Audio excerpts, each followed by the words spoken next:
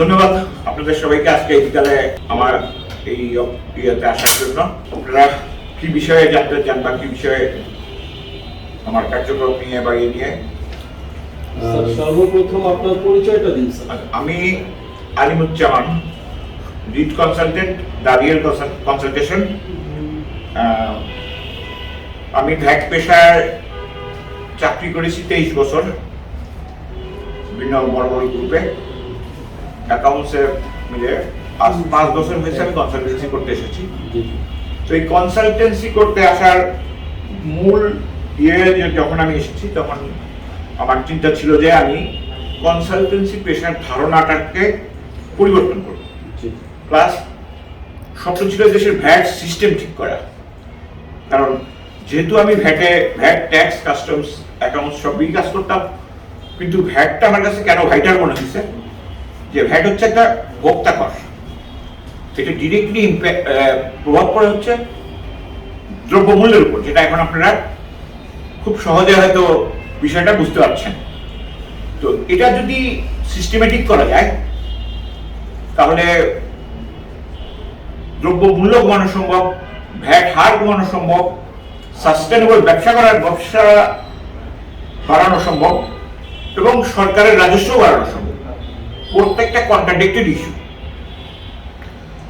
একটার সাথে একটা কন্ট্রাডিক্টেড ইস্যু, কিন্তু সেই চ্যালেঞ্জটাকেই আমরা নিয়েছি। তো সেটা নিয়ে কাজ করতে করতে আজকে ধরেন এই পর্যন্ত আসা হইল। এর মধ্যে আর আমার পরিচয়, আমি ওয়ার্ল্ড ব্যাংকের অ্যাডভাইজার বর্তমানে, প্লাস আদার্স কিছু কনসালটেন্সি করি। নর্মালি আমার কনসালটেন্সিটা একটু ভিন্ন টাইপের। স্যার, এই যে রাজস্ব আদায়ের বিষয়ে যে কথাটি বললেন, যে এই দায়িত্বটা তো আসলে সরকারের, সেটা আপনি পার্সোনালি এটার উপরে কাজ করছেন, এটার কারণটা জানতে চাচ্ছি। পার্সোনালি কাজ করছি, চেষ্টা করছি, কারণ হচ্ছে যে আমার কাছে মনে হচ্ছে যে সিস্টেমটা চলছে এটা মানে গ্লোবাল স্ট্যান্ডার্ড না। মানে গ্লোবাল স্ট্যান্ডার্ড বলতে আমি যেটা বুঝাইতে চাচ্ছি যে ভ্যাট কিন্তু একটা ইন্টারন্যাশনাল ল। মানে ভ্যাট শুরু হয়েছে ধরেন 1967 সাল থেকে, বাট এটার পরিধি এত বাড়ছে যে 170টা কান্ট্রিতে এখন আছে। কারণ অবশ্য এর লেটেস্ট ভার্সনও আসছে ভ্যাটের, জিএসটি, মানে সমস্ত কর হার এক করে দিয়ে গুডস অ্যান্ড সার্ভিসেস ট্যাক্স আসছে। আমরা ইন্ডিয়াতে জিএসটি আছে।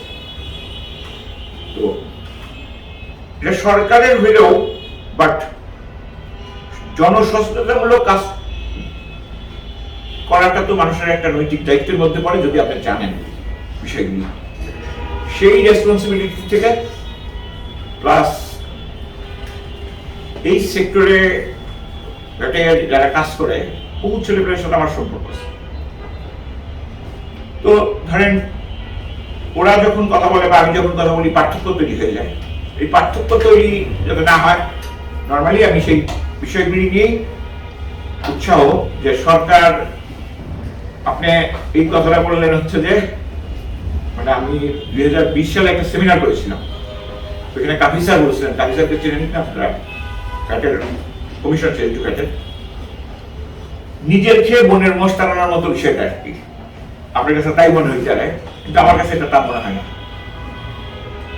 আচ্ছা, আরেকটা প্রশ্ন ছিল স্যার, সেটা হচ্ছে যে আমরা দেখেছি ভ্যাট ট্যাক্স সাধারণত যারা ব্যবসায়ী তাদের উপরে ইমপ্লিমেন্ট হয় এবং তারাই দেয়, কিন্তু বাংলাদেশে এটা একটা প্রবণতা রয়েছে যে এটাকে ফাঁকি দেওয়ার একটা প্রবণতা, যার মাধ্যমে সরকার তার রাজস্ব আদায় থেকে অনেকটা বঞ্চিত হয়। এটার ব্যাপারে আসলে আপনারা কি কি কাজ করেছেন যদি একটু বলতেন? সেটা হচ্ছে কি, রাজস্ব আমাদের একটা কমন ডায়লগ হয়ে গেছে। আপনি যদি আমার মোবাইলে রাজস্ব রেখে থাকেন তারপরে আসে ফাঁকি, হ্যাঁ, কিন্তু বিষয়টা কি আসলে তাই? সেটা হচ্ছে যে ধরেন আপনি আইনের ব্যবস্থাপনা করতে পারছেন না, আপনি আইনকে যদি আগ্রাসনের জায়গায় নিয়ে আসেন তাহলে কিন্তু আপনি ওই আইন মানুষ মানবে না। যেমন ধরেন এই যে লাস্ট যে ভ্যাটের হারটা বাড়ানো হইল, এটা নিয়ে আন্দোলন হচ্ছে। আন্দোলন তো সমাধান না, সমাধান করতে হবে প্রপার ভাবে। যেমন ধরেন ভিয়েতনাম যদি 10%-এ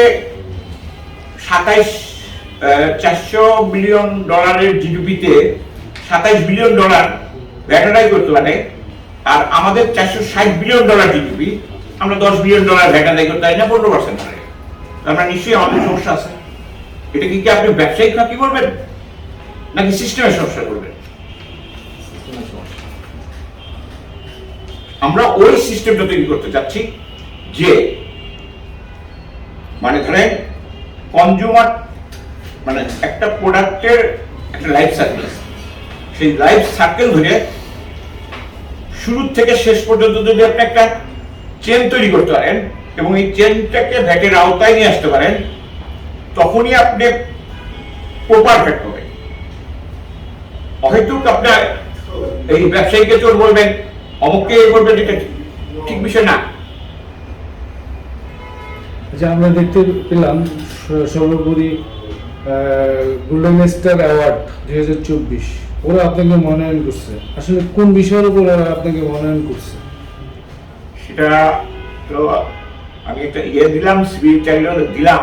তো আসলে এই বিষয়টা হচ্ছে যে ভ্যাটে ওনারা বুঝবে, এটাও আমার মনে হয়নি। যাই হোক, মানে আমি আসলে যে বিষয়গুলি নিয়ে কাজ করেছি সেটা হচ্ছে যে এই ভ্যাট অ্যাওয়ারনেস নিয়ে আমি ওমেন এন্টারপ্রেনারদের সাথে কাজ করেছি। আমি পাবলিক লাইব্রেরিতে কমার্শিয়াল ইম্পোর্টারদের সাথে একটা সেমিনার করেছি। প্লাস আমি জুনিয়র চেম্বার ইন্টারন্যাশনাল, তারপরে ওই যে নারী উদ্যোক্তাদের নিয়ে আমি সেমিনার করেছি। তারপরে ধরেন আমি ভ্যাটের যে বিষয়ে বলছি সেই বিষয়ের উপর সেক্টর ওয়াইজ একটা গাইডলাইন তৈরি করার চেষ্টা করছি, সেইভাবে বইও একটা দুটো প্রকাশ করছি। এরপরে হচ্ছে যে ধরেন এই ভ্যাট সেক্টরে যারা কাজ করে, চাকরি করে, তাদেরকে নিয়ে আমি তাদের ডেভেলপমেন্টের জন্য মাসে 2টা সেমিনার করি। এখানে মানে উইদাউট কস্ট, মানে এটা আমার প্রফেশনাল দায়বদ্ধতা থেকে করি। স্যার, জনাব আলিমুজ্জামান, আমরা দেখলাম আপনি গ্লোবাল স্টার অ্যাওয়ার্ড 2024 পেয়েছিলেন। ভ্যাট নিয়ে আপনি দীর্ঘ অনেক বছর থেকে কাজ করতেছেন। আগামী বাংলাদেশ সহজে কিভাবে ডোর টু ডোর মানুষের মাথায় ঢুকে যাবে ভ্যাটের ব্যাপারটা?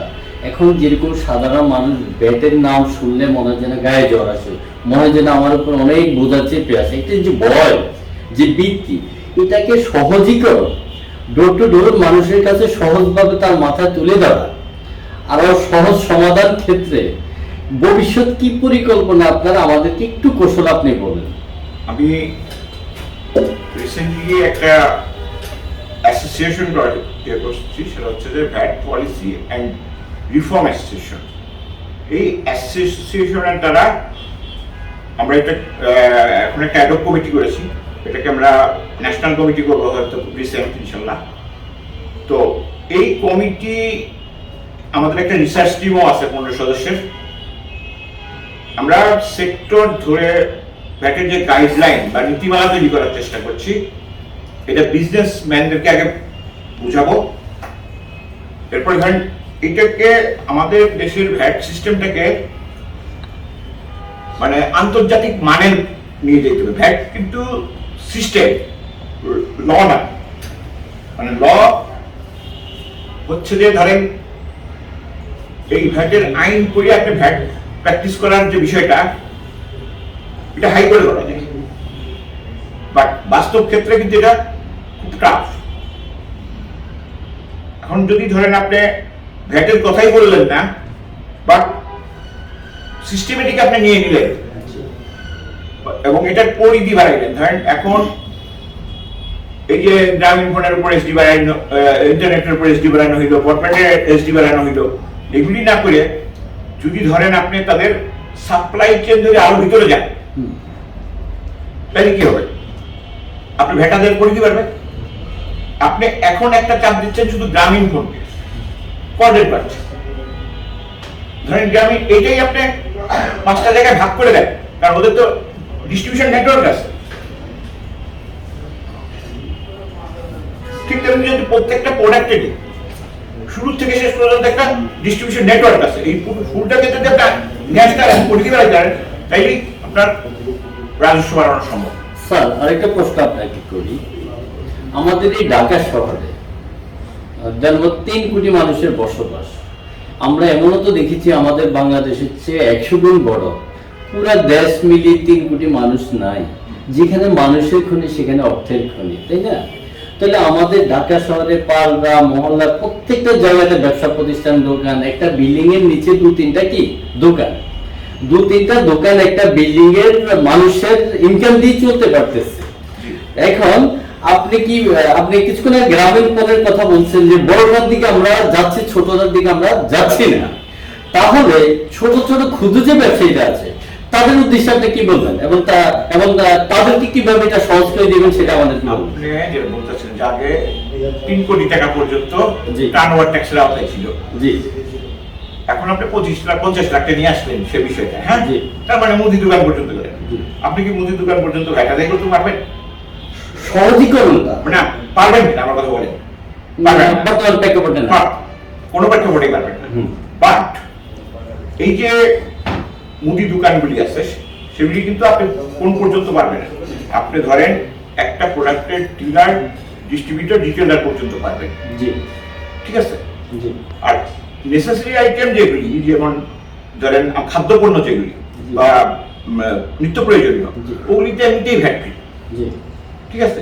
তো এই ভ্যাট ফ্রি আইটেমের উপর আপনি কিভাবে ভ্যাট বসান? জি এটা তো ভ্যাটের কিছু, মানে আমরা আসলে ভ্যাটটাকে একটা ইয়ে মনে করছি, বা ভ্যাট কিন্তু ভ্যালু অ্যাডেড ট্যাক্স, মানে যেখানে ভ্যালু এডিশন হবে সেখানে এই ট্যাক্সটা কার্যকর করা হবে। জি।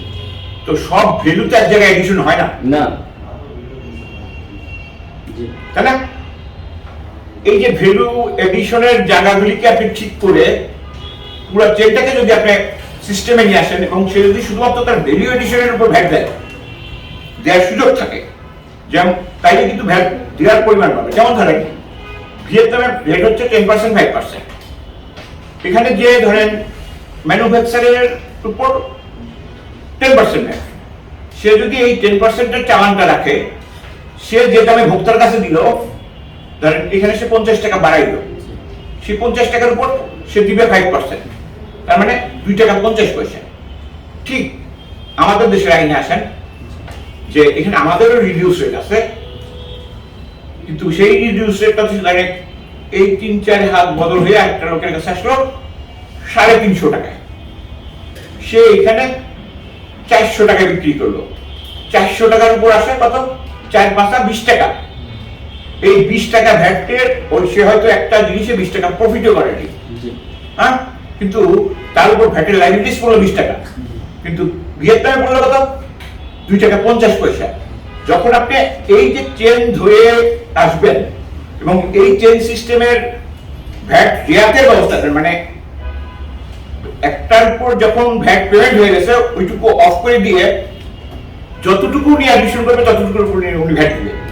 আরেকটা প্রশ্ন জনাব আলিমুজ্জামান, যে আপনি যে আমাদের দেশের টপ 20 যে মাল্টিনেশনাল কোম্পানিগুলো আছে বা গ্রুপ অফ ইন্ডাস্ট্রি কোম্পানিগুলো আছে, রিচ কোম্পানিগুলো আছে, তারা কি আদৌ তাদের 100% ব্যাট প্রদান করতেছে? আর 100% তারা যদি ব্যাট প্রদান না করে, তাহলে তারা 100% ব্যাট প্রদান করার জন্য আপনার করণীয় কি, এবং বর্তমানে মাননীয় উপদেষ্টার কাছে আপনার এটার জন্য আবেদন কি, সেটা আপনি আমাদেরকে বলুন। আপনার আইন অনুসারেই আপনার 100% কমপ্লায়েন্স হওয়ার সুযোগ বর্তমান আইনে নাই। সেটা কেন নাই আমি বলি। ধরেন আপনি নিশ্চয়ই শুনছেন যে মানি লন্ডারিং, জি শুনতে শুনতে কিন্তু আমরা মুখস্থ করে ফেলেছি। এই মানি লন্ডারিংটা হয় কেন? হয় ওভার ইনভয়েসের কারণে। হ্যাঁ, সেই ওভার ইনভয়েস করে কেউ যদি মানি লন্ডারিং করে, ধরেন আমি একজন জেনুইন ব্যবসায়ী, আমি যখন এটাকে জেনুইন ইনভয়েসে আনলাম, তখন অ্যাজ পার কাস্টমস ল রেফারেন্স ভ্যালু অনুসারে আমার ওই রেটে গিয়ে অ্যাসেসমেন্ট হবে। তার মানে কি হইল যে আমার শুরুতেই কিন্তু লোড শুরু হয়ে গেল। এই লোড শুরু তো আপনাকে আপনি ওভার ভ্যাট দিলেন, ডিউটি দিলেন, হ্যাঁ, ভ্যাট আইন চলে হচ্ছে বিল অফ এন্ট্রি দিয়ে, as per bill of entry, কিন্তু অ্যাকচুয়াল অ্যাকাউন্টস হয় অ্যাজ পার পেমেন্ট। তো আপনি কিভাবে বলবেন যে একজন ব্যবসায়ী ফুল কমপ্লায়েন্স হবে যদি আপনার আইনের আগ্রাসন যদি আপনি ঠিক না করতে পারেন? আপনি একজন জেনুইন ব্যবসায়ীকে সুযোগ দিতে হবে কমপ্লায়েন্স হওয়ার, তাকে ওই ইনভয়েস বেরোতে মানানতে দিতে হবে। হ্যাঁ, ওইখানে আপনি অ্যাপ্লিকেশন করতে পারেন, কারণ আন্ডার ইনভয়েস হয়। ভ্যাট অটোমেশন সম্পর্কে একটু বিস্তারিত বলেন তো। এটা জানতে অটোমেশন, ভ্যাট অটোমেশনটা কি আসলে ব্যাখ্যা জানতে চাই। ভ্যাট অটোমেশন আসলে এটা একটা অনেক কঠিন বিষয়, আইটি বিষয়, আমার বিষয় না। হ্যাঁ, তো তারপরে বলি যে অটোমেশনটা অন্যান্য দেশে যেভাবে হয়েছে সাপ্লাই চেন ধরে, আমাদের দেশে যেভাবে করার চেষ্টা করা হচ্ছে যে ইন্ডিভিজুয়ালি কোনো কিছু করা সম্ভব না। আগে আপনাকে একটা বিল্ডিং বানাইতে হলে স্ট্রাকচার দাঁড় করাইতে হবে, সেই স্ট্রাকচারের উপর অটোমেশন করতে হবে, তাই না? যদি আপনি স্ট্রাকচার না দাঁড় করে থাকতে পারেন, সেটা তো আপনি অটোমেশন করতে পারবেন না। কারণ অ্যাকাউন্টিং সফটওয়্যার আছে, কিভাবে? কারণ অ্যাকাউন্টিং এর কিছু প্রিন্সিপাল আছে ISBS দ্বারা, তাই না? তো ভ্যাটের কি এরকম কোনো প্রিন্সিপাল আছে? মানে অ্যাকাউন্টিং বেস, কারণ এটা একটা অ্যাকাউন্টিং বেস, তাই না? তো অ্যাকাউন্টিং বেস হইতে গেলে এটাকে আপনার ধরেন, মানে আমি যেটা মনে করি যে ব্যবসায়ীদেরকে ভালো হওয়ার সুযোগ দিতে হবে, সেটা আইনের আগ্রাসন বন্ধ করে। মানে আমি কেন এটাকে আইনের আগ্রাসন বলছি, যে সিস্টেমেটিক ভাবে যদি আপনি একটা লোকের কাছ থেকে কর নিতে চান, মানুষ কিন্তু এখন কর দিতে চায়। আপনার আবার আরেকটা কথা বলি, সেটা হচ্ছে যে ধরেন আপনি ভ্যাটের কথা বলছেন, আমিও ভ্যাটের কথা বলছি। মোট রাজস্বের আদায়ের 65% আসে ভ্যাট থেকে, বুঝলেন? এইটা আমাদের দেশে একটা প্র্যাকটিস হয়ে গেছে।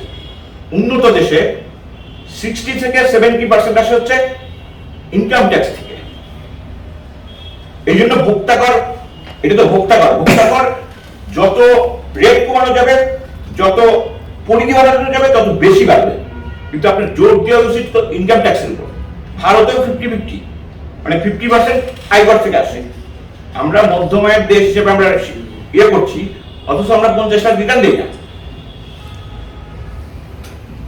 যেখানে আমাদের 1.5 থেকে 2 কোটি ইয়ে হওয়া উচিত।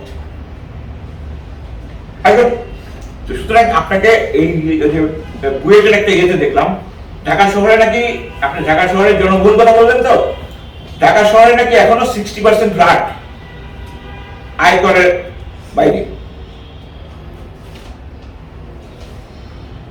তো ভ্যাটের আদায় আপনার বাড়বে, সবই ভাবে, কিন্তু আপনি এখন যেটা করছেন এটা তো আপনি, মানে সবচেয়ে সহজ বিষয় যে ভোক্তার উপর, জনগণের উপর আপনি প্রেশার ক্রিয়েট করছেন। এভাবে আপনি মুদ্রাস্ফীতি কমাইতে পারবেন না। ভোক্তা কর বাড়ায় কখনো মুদ্রাস্ফীতি কমে না। স্যার, আর একটা ব্যাপার আমরা সংক্ষিপ্ত করতে চাচ্ছি স্যার, ভাই আমাদের যারা ভ্যাট আদায়কারী সরকারি কর্মচারী, তাদের উদ্দেশ্যে আপনার কি বলার আছে সেটা আমাদেরকে একটু বলুন। না, ওনারা পলিসি মেকার, ওনাদের উদ্দেশ্যে আসলে আমার তেমন কোনো কিছু বলার নাই। তবে আমরা যেটা চাচ্ছি, আমাদের অ্যাসোসিয়েশনের উদ্দেশ্য সেটা হচ্ছে যে আমরা একটা কাঠামো তৈরি করতে চাচ্ছি, সেই কাঠামো অনুসারে এনবিআর যাতে মানে অটোমেশন করতে হবে, মানে আমরা সহযোগী হিসেবে কাজ করতে চাচ্ছি। যে কারণ একজন আসলে যেটা হয়, একজন বিজনেসম্যান জানে তার বিজনেস কি, আর একজন পলিসি মেকার জানে তার পলিসি, তাই না? ফুল একটা আইন দিয়ে বাংলাদেশের সব ব্যবসা তো আপনি চালিয়ে যাবেন না, তাই না? তার মানে কি আমাদের ব্যবসায়ীদেরকেই নিয়ে যেতে হবে এনবিআর এর কাছে, যে তুমি এইভাবে অটোমেশন গুলি করো, তাই না? কারণ পলিসি তো হইতেই পারে বিভিন্ন। স্যার সর্বশেষ প্রশ্ন আমার, সেটা হচ্ছে আপনার এই যে কনসালটেশন ফার্ম, জি। সেটা সম্পর্কে আমাদেরকে একটু বিস্তারিত বলবেন।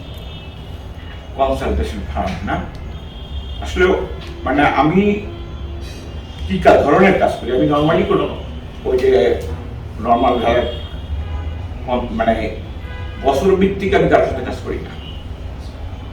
কারণ আমি কোনো একটা চ্যালেঞ্জ নেই যে আমি একটা ভ্যাট সিস্টেম ঠিক করবো, বা মানে কোনো কেস আমার কাছে আসলো আমি ওইটা দেখি যে এটা আইনের ভিতরে সলভ করা সম্ভব কিনা। তো ওইটার মধ্যে অনেক চ্যালেঞ্জ থাকে, মেনলি আমি চ্যালেঞ্জ জাতীয় কাজগুলিকে প্রিফার করি। আর বিষয়টা হচ্ছে যে সিস্টেম ডেভেলপমেন্ট। কারণ একজন ব্যবসায়ী, যে আপনি বললেন না যে ব্যবসায়ীরা চোর, একজন ব্যবসায়ীর কাছ থেকে যে পরিমাণ ভ্যাট আদায় করা হচ্ছে, সে যদি সঠিক হিসাব রাখে সরকারের কাছ থেকে টাকা ফেরত পাবে। এবং আমি এই চ্যালেঞ্জটা নিচ্ছি। আমি আপনাকে মানে ধরেন ভ্যাট কমপ্লায়েন্স পেয়ে দেবো, এবং ওইখান থেকে যা সেভ হবে তার একটা অংশ আমি দিব। যদি কোনো সেভ না আমি কিনে নেবো না, তার মানে আমি কিন্তু জানি যে ওইখানে বেশি নেওয়া হচ্ছে। এবং এই ভ্যাট অন ভ্যাট হওয়ার কারণে আমাদের দেশের ব্যবসায়ীরা কিন্তু আসলে ভ্যাট দিতে চাচ্ছে, ওই জায়গার থেকে বেরিয়ে আসছে। আচ্ছা, সেক্ষেত্রে ব্যবসায়ীদের উদ্দেশ্যে আপনার পরামর্শ কি থাকবে? বিষয়গুলি ওনাদেরকে বুঝাইতে হবে। আসলে আমরা তো মানে সহজ পন্থা খুঁজি। আমি গত বছরের যে বাজেটে ব্যবসায়ীদের যে চাহিদাটা রেখেছিলাম, সরকার কিন্তু তার একটাও মানেনি। মানে প্রত্যেকটা ব্যবসায়ী অ্যাসোসিয়েশনের চাহিদা আমার কাছে ছিল, এবং পরে যখন বাজেট পাস হয় আমি কিন্তু দেখছি যে ব্যবসায়ীদের একটা ওয়ার্ডও তারা মানে নেই। তো আমার কাছে মনে হয়েছে যে ওইটা ওনারা কেন করলো। তার মানে নিশ্চয়ই আমাদের এই অ্যাসোসিয়েশনগুলি কি চায় ওনারা নিজেরাই জানে না। যদি ধরেন ওনারা একটা প্রপার সিস্টেম চায়, যদি আমরা এটা ওনাদেরকে বুঝাইতে পারি যে এটাই প্রপার সিস্টেম, বা এর সাথে আরো এক ব্যাপারে প্রপার সিস্টেম, তখন কিন্তু এটা সম্ভব। আমরা কিন্তু আসলে এই অ্যাসোসিয়েশনের মাধ্যমে এই কাজটা করতে চাচ্ছি। আর এখন আমি যে কনসালটেন্সি করি সেটা কিন্তু বছর ভিত্তিক বা কাজ ভিত্তিক। আমি ধরেন একটা কাজ আমি খুব একটা বেশি দিন করি না, কিন্তু সিস্টেম ডেভেলপ হইলে 1 বছরের জন্য আমি ওনার লোককে ডেভেলপ করে ওনার কাছে ইয়ে করে দিয়ে আসি। মানে নর্মাল গতানুগতিক 50টা প্রতিষ্ঠান বা 100টা প্রতিষ্ঠান আমার আছে, এরকম নেই। আচ্ছা, তৃণমূল পর্যায়ে যদি ভ্যাট আইনটা প্রচার করানো যায়, সেই ক্ষেত্রে কি ধরনের সুবিধা পাইতে পারে? তৃণমূল পর্যায়ে ভ্যাটের যে বিষয়গুলি, এটা যে জন্য দরকার সেটা হচ্ছে যে মানুষের অ্যাওয়ারনেসের জন্য দরকার, এবং স্টুডেন্টদের জানা দরকার। যেমন আমার প্রথম যে থিঙ্কিং সেটা হচ্ছে যে একটা ছেলে ইন্টারমিডিয়েট থেকে ম্যাট্রিকে ট্যাক্স শিখবে, আয়কর আইন সম্পর্কে পড়বে, হ্যাঁ, ইন্টারমিডিয়েটে গিয়ে আসে তার বাবার রিটার্নটা দিবে, যারা কমার্স ব্যাকগ্রাউন্ড। এই বিষয়গুলি আমাদের পাঠ্যপুস্তকে আনা উচিত। শুধুমাত্র কমার্স ব্যাকগ্রাউন্ড ছাড়া এটা কেউ মানে কোনো লেভেলে শেখানো হয় না। কমার্স ব্যাকগ্রাউন্ডে ইন্টারমিডিয়েটে অন্তর্ভুক্ত রয়েছে ভ্যাট। না না, ভ্যাট নাই তো, ইন্টারমিডিয়েটে আছে, থাকলেও সামান্য কিছু। সামান্য কিছু। ধরেন আপনি সিএতে 100 ভ্যাট পড়ানো, আপনি সুন্দর কথা বলেছেন। আসলে আমাদের পাঠ্যপুস্তকে ভ্যাট ইনভলভ করা উচিত। একটা ট্যাক্স ইনভলভ করা। যখন ক্লাস 1 থেকে যখন একটা বাচ্চা জানতে পারবে ভ্যাট কি জিনিস, না, তখন থেকে না, 9 থেকেই যায়। সে যখন ম্যাচিউরড হয়ে যাবে, হ্যাঁ। ম্যাট্রিক পাস করবে, তখন তাকে আর এটা নিয়ে আর ভাবতে হবে না। ভাবতে হবে না। সুন্দর একটা কথা। তো এই উদ্দেশ্যে আপনি আমাদের বর্তমান যারা আছে সরকারের প্রতিনিধি, তাদের কাছে একটু বলেন এই উদ্দেশ্যে কি করেন। আপনি ধরেন শুধু বলবেন যে ইনকাম ট্যাক্স কিভাবে হয়, কিভাবে ক্যালকুলেশন করতে হয়, একটা চ্যাপ্টার, মানে একটা ইয়ে, শুধু ভ্যাটেরও কিভাবে সিস্টেমেটিক ওয়েতে যায় এটা বোঝানো। ম্যাট্রিকে আপনি এতটুকু বুঝলো যে ভ্যাট কি, ট্যাক্স কি। ইন্টারমিডিয়েটে গিয়ে যখন স্পেসিফাই হয়ে গেল, তখন সে তার বাবার রিটার্নটা জমা দিল। মানে এই যে সে দিতে পারলো, এরপরে কিন্তু সে তার নিজেরটাও দিতে নিজে অ্যাওয়ার্ড হবে। মানে এইভাবেই আপনার অ্যাওয়ারনেস বাড়বে জেনারেশন টু জেনারেশন আপনাকে একটা সিস্টেমে আসতে হয়, খুব সহজে আসা যায় না। কোনো প্রশ্ন আছে? আচ্ছা ঠিক আছে, জি, thank you. ঠিক আছে জনাব।